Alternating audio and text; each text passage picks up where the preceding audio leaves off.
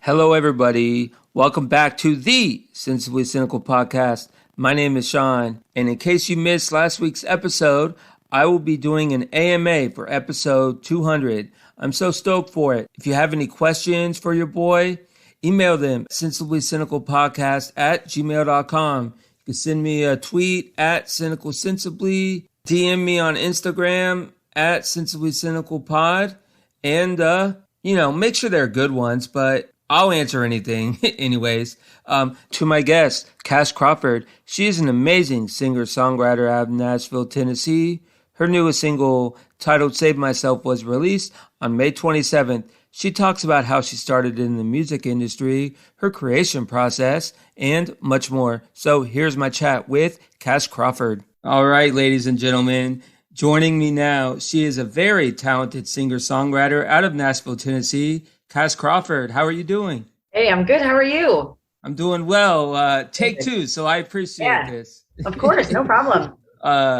For those that are in the, lower Alabama, we've been having tornadoes, thunder, the whole nine, Yeah, I know. It's a stormy season for y'all. Well, I'm hoping that it keeps up because I'm heading to Florida on Monday and I want to hit the beach. So yeah, well, that's Miami. I mean, I think they don't get as many storms, but they get their fair share as well. So yeah, I'm hoping it's storms in the forecast. So I'm hoping that it calms down. Yeah, well, let's talk about your career. I read that you have 20 years of experience. Is that correct? And how did it all start? Yeah, I mean, I've been singing since I was a child. My parents have tapes of me singing before I was able to speak full sentences. So, I mean, that's something that I've been doing my whole life. And I just tried multiple other jobs. I'm actually like a cosmetologist by trade. And I've done a few. I've been a barista. I've been a bartender, server, millions of different things. I've worked in retail, all kinds of stuff. So I think that music is something that I've just kind of always continuously come back to. Even if I've tried to leave it alone for a while, it's never really let me. So, yeah, I mean, it just kind of happened organically. I guess I started doing like the wedding circuit and, singing in pubs and bars and stuff in Vancouver, where I'm from. And then it evolved to me eventually singing full time in Nashville. So it started off as kind of just like a hobby turned not hobby. I think it's always been something I've wanted to do full time. Okay. I just didn't really know how to. I think I did other jobs to try and give me some security financially so that I could do music. I got you. Yeah, I got you. Kind of like how everybody in LA is an actor, but they all work in restaurants. So yeah, no, I hear you, and I didn't mean that as a critique or anything. No, it's all good. A lot of music have to do that for the first little while.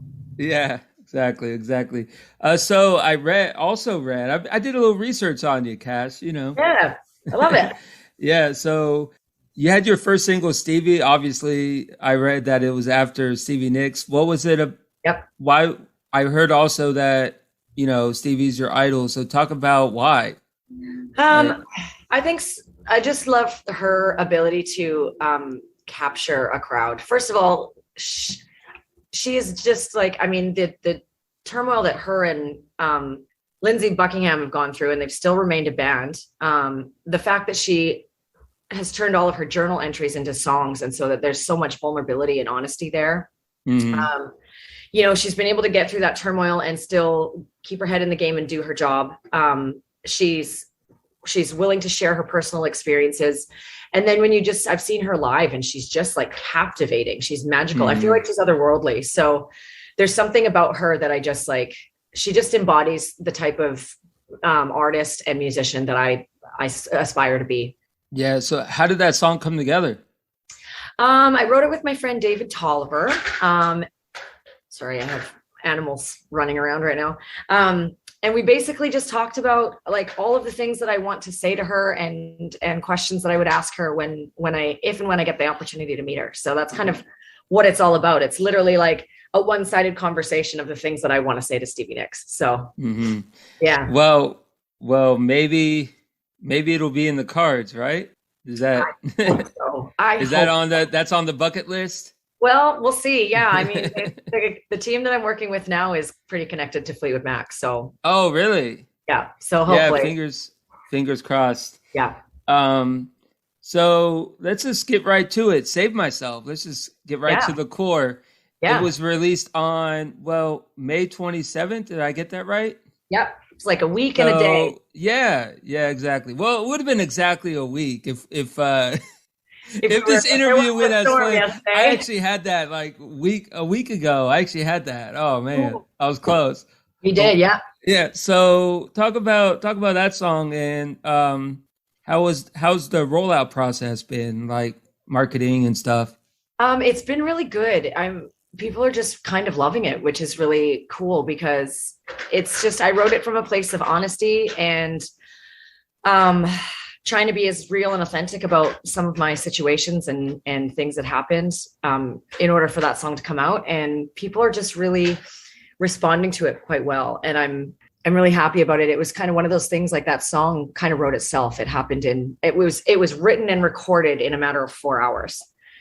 So we ended up using the scratch vocal in the track because the emotion was so perfect for the song. And yeah, I'm really loving that people are responding to it, and it's and the message behind it. So has that song been kind of, I would hate to, I don't know how else to say it, but like cathartic, I guess. I don't know exactly, the in depths, but has that song kind of helped you grow as a person, or? Yeah, I mean, it's definitely been healing for me. I think it was kind of the journey towards writing the song was the healing process for sure. Okay. It's about learning to take responsibility for your own actions and your own shortcomings, and not putting your happiness in somebody else. It's essentially a bit of a breakup song too, but it's more of like my self-healing song, and kind of just understanding that I'm responsible for me. I'm responsible for my actions. I'm responsible for the things that I do. And I'm responsible if I want to be happy or not. Those are, and if I'm going to work through my past traumas and the things that I've struggled with, if I'm going to work through those and start building healthier patterns and be a better person, or if I'm going to stay stuck where I am. And that's kind of like what the whole song is about, is my journey through talk therapy and healing and self-discovery and all of that kind of stuff. Well, you say that it kind of wrote itself. So have you been planning that song for a while, or was it something that just you thought of real quick and it happened really quick? Or, what time, like how long was the, creative process? Well, when I sat down with the guys, so I wrote it with my friends, Don Miggs and John Luzzy. And basically what happened was we had a write scheduled in the books, and I was supposed to go over to the studio and do the write. And a couple days prior to that, we had talked about kind of like what my favorite songs were, what the direction of like this particular song that we were creating. We hadn't figured out what we were creating yet, but kind of just the direction of what we wanted musically. So by the time I got to the studio, I had sent them a few songs for reference, and I had sent them some poetry of some stuff that I have written and some specific lines that I wanted to put in the song.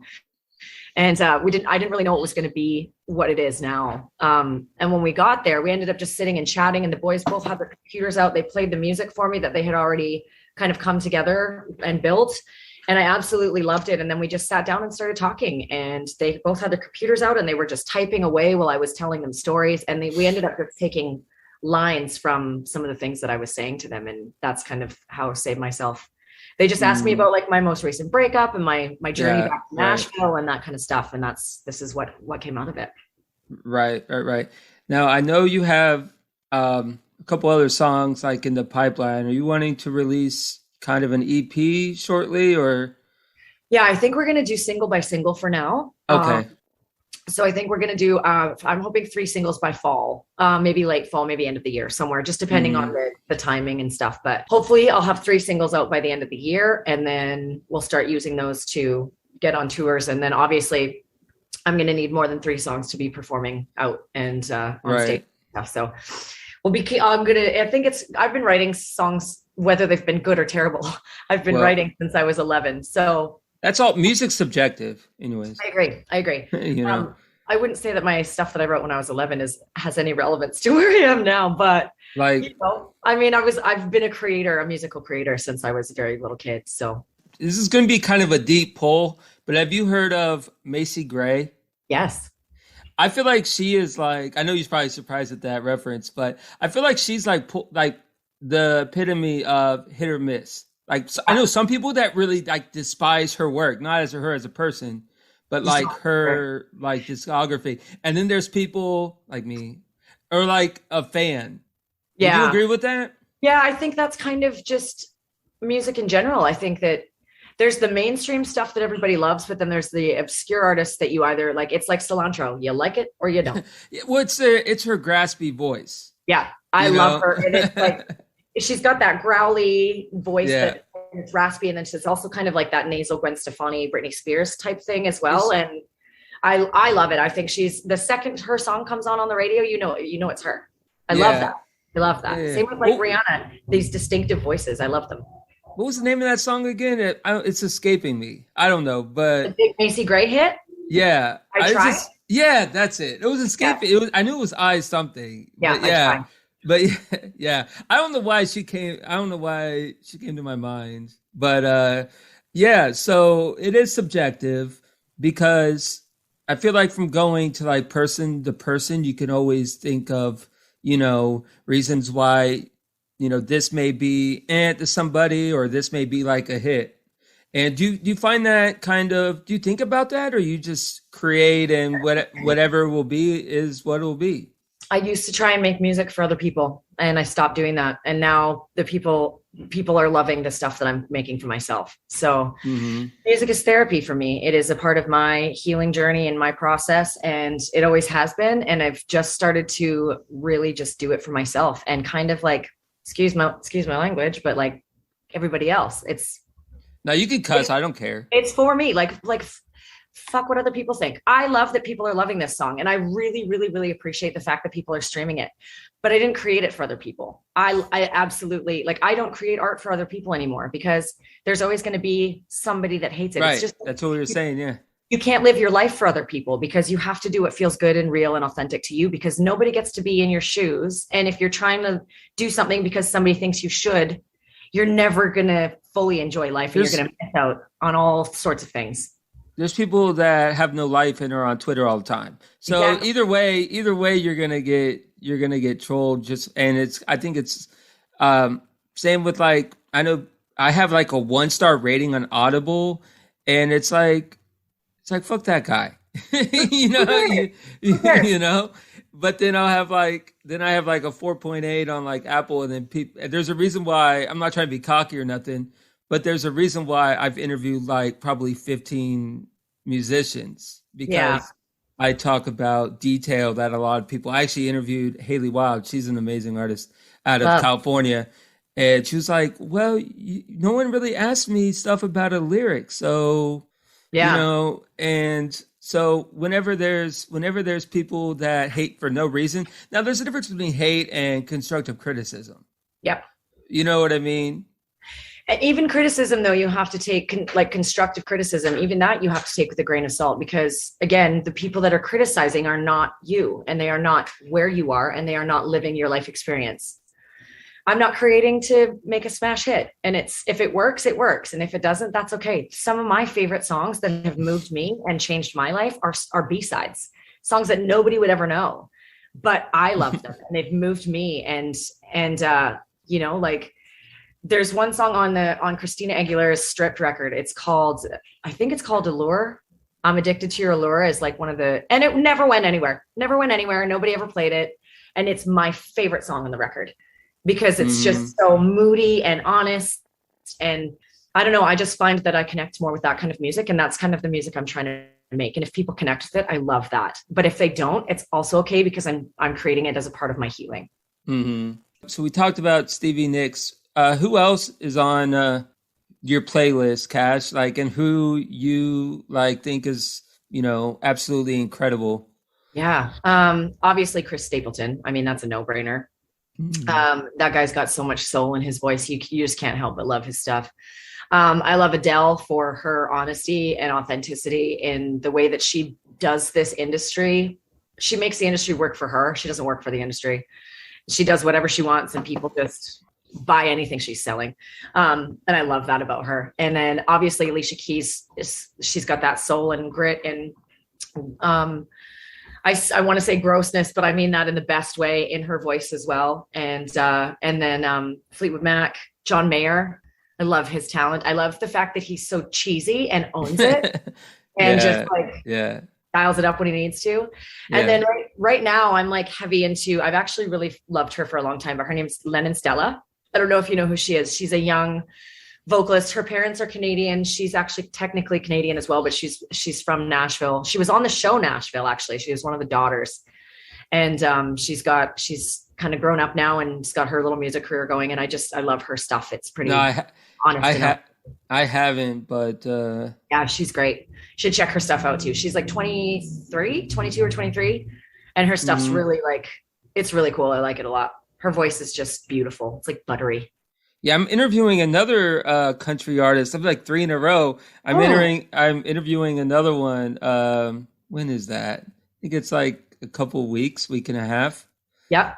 So like I usually don't interview country artists, and then there's like 3 in a row, which is kind of, and it wasn't super by design. Yeah. I mean, obviously they were offered to me, and but I mean, it's kind of ironic because I was telling Ross, I had him on the podcast about, I don't know, 2 weeks ago, something like that. And I was talking to him, it's like my mom was like really in the country. I grew up on like watching the CMT videos. Now it's kind of turned into like MTV too, like all these shows and stuff. But back in the day, you could watch videos all morning. Yeah. Yeah, I miss that. I was like the TRL. In Canada, we had Much Music, but it was the same thing as like MTV. It was the same thing. We just watched all the music videos and it was like, as soon as Britney Spears came out with her new song, we're like, oh my gosh, I can't wait to watch the video. It was such a big thing back then. Now I feel like videos are kind of hit or miss. They kind of fall to the wayside. People don't necessarily like jump on YouTube to watch the video right away, but I don't know. I'm doing my first video for this song, so we'll see how it goes. It's going to be on CMT too, I think. So I mean, that in itself is pretty exciting.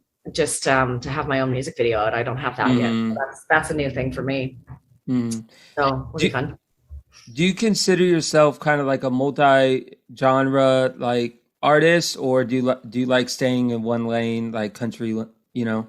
I would say I think I'm under the country umbrella, but there's a lot more soul and I've got a lot of pop influence. And I mean, R&B is like my stuff. That's the kind of singing I love to do. So I think I've got some R&B flair in my vocals, and I don't think that I necessarily fit. Like, I mean, Save Myself doesn't really feel like a country song, but you should do an I Try cover. You can pull it up. You can pull it up. That's a good one. That is, I actually think I have sang that a couple of times down on Broadway. Serendipity, I didn't know that was off the cuff. I didn't. Yeah. That was you were surprised when I brought her up, weren't you? A little bit, because Ray is kind of like, yeah, she is off the cuff. I'm also, in my 30s, so I remember a lot more than these young pups. Yep. Back in the day, that, yeah. Music's not the same like as it was back then. But of course I'm gonna say that, right? Every old person, I'm not that old, but every person that has been around music for a long time is gonna say, oh, it's not like it was back in the day. You feel that? Like, I think music is like become quite what's the word I'm looking for?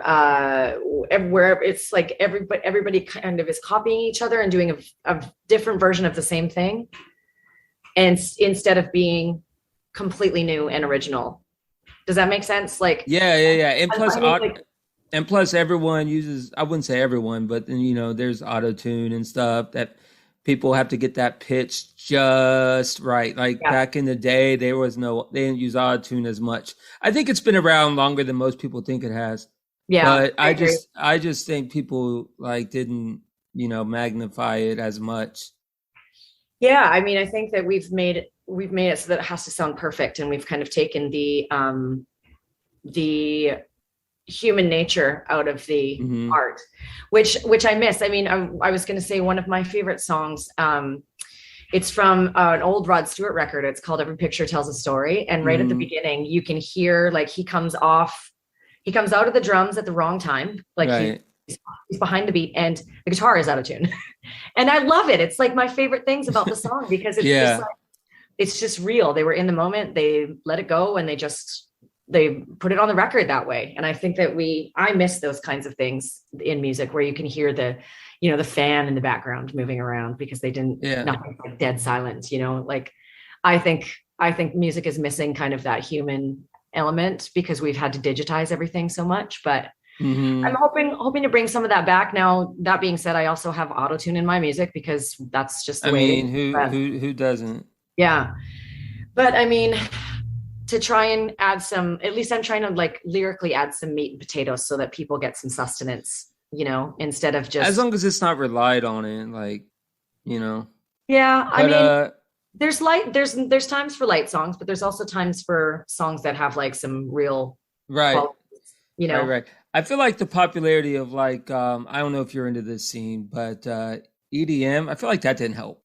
Like, as far as like the people using like Autotune, I feel like when EDM started getting popular, then it's like they started handing out beats to everybody. Yeah. And I feel like that kind of expedited things. That may be a hot take, as the kids say, but. Yeah, I don't disagree with that. I never really got on the EDM train anyways. No, but you know what I mean. Yeah. I think like that, mind you, that could be said about all of the like techno music of the 90s, the early 90s. So I don't know. I think some of it I don't mind, but I agree. It kind of like made everything a little bit more oversaturated because then everybody started creating and making. It's like, that beat got popular in the clubs. Oh, let me use that, but let me tweak it, Yeah. Yeah. There was like one particular like reggaeton beat that was 5 or 6 different songs, but it all had the same beat to it for a moment there. When was that? That might've been like early 2000. Yeah. So, what do you see like down the line? Like, do you have like a 5-year projection or just no projection? You're just going where the wind takes you, so to speak? I'm kind of flying by the seat of my pants at the moment. I mean, that's where, I'm such a creative person that like having like a whole laid out strategy of plans isn't just really how I do things. But I think my goals, some of the things that I would like to do, I definitely want to get on some festival tours and be touring around and playing some good shows. And then, I'd like to just continue to release music and hopefully people like it. And I want to eventually switch. So right now my music career looks a little bit more like playing covers and being on stages on Broadway in Nashville, which is really fun. But I definitely want to start getting to the point where I'm doing bigger stages and like outdoor shows, festival shows, stadium stuff, outdoor events, and doing mostly my own music instead of covers all the time. So that's kind of the transition that I eventually want to make. That's the main part of my plan. So currently, where are you performing? Are you going to different like venues, clubs or anything, or where are you going to perform? So right now I'm mostly at a place called Luke Bryan's. It's one of the honky tonks down here, and I play a couple afternoons a week. And I'm just there. I sit there. Ross and I play together, and we play like mostly covers, but we get to do our own music as well. And it's really cool. It ends up kind of becoming a listening room, and people just stop and sit and hang with us for like 4 hours on, a sunny Sunday afternoon when they could be running around listening to all the crazy music and bands and, having a few too many cocktails, but they just sit and stay and hang out with Ross and I. So it's really, really fun. Yeah. It's kind of cool too, that he was the last guest I had on. So it's like right in a row. So it continues. It's a continuation. Yeah. That's hilarious. Funny. Yeah. So we've been playing together for a couple of years now. So did he tell you that he was on did he tell you he was on this show? Yeah, he did. Yeah. Did he throw me under the bus? He not that I remember. So I think you're okay. I think I would have remembered that. So if you would have just said, "Oh, screw this guy." No, I don't remember any of that. So you are all good. No, this has been awesome. Awesome. Where can people find your music? So if they go to cashcrawfordmusic.com, there's that's my website, and all of the links to my socials and the streaming platforms and stuff are there. But you can also look me up on Apple Music, Spotify, any of the streaming platforms, really, Google Play. Look up Cash Crawford. The new single is called Save Myself. And then there's also a link in my Instagram, which is also Cash Crawford. So you can find me all over the place. Awesome. Well, this has been great. Thank you for being amazing. Sorry again about, All good. I hope you got to enjoy that storm yesterday. You know what? I was kind of mad because literally 20 minutes after we canceled, it cleared up. It cleared up. Of course. That's always the way it goes. I think by 6, it was clear. Yeah, that's always the way. And I was like, of course, she's probably on the way to work or something. Of course. But hey, timing is important. So hey, this has been, we have a little more time. You know what I mean, rather than rushing it. So this has been cool. Yeah. And tell Ross I said hi. Okay. I will. I absolutely will. And you have a good rest of your weekend. And I will. Again, Thank you so much for having me. Yeah. Anytime. Yeah. People need to stream Save Myself now because please. I said so. It's like Stone Cold. I don't know if you. It's like he's a wrestling guy. It's like because I said so. Exactly. Stone Cold Steve Austin. I remember him. Yeah. All right. That's a weird way to end, but let's end with that.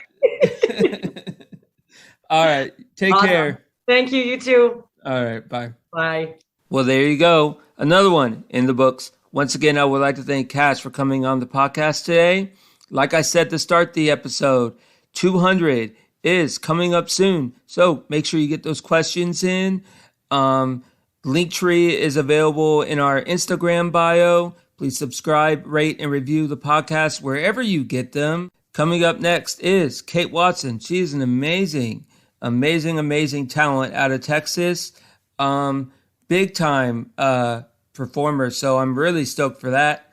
And I will continue my On the Come Up series with Blusty. Until then, please stay safe and take care.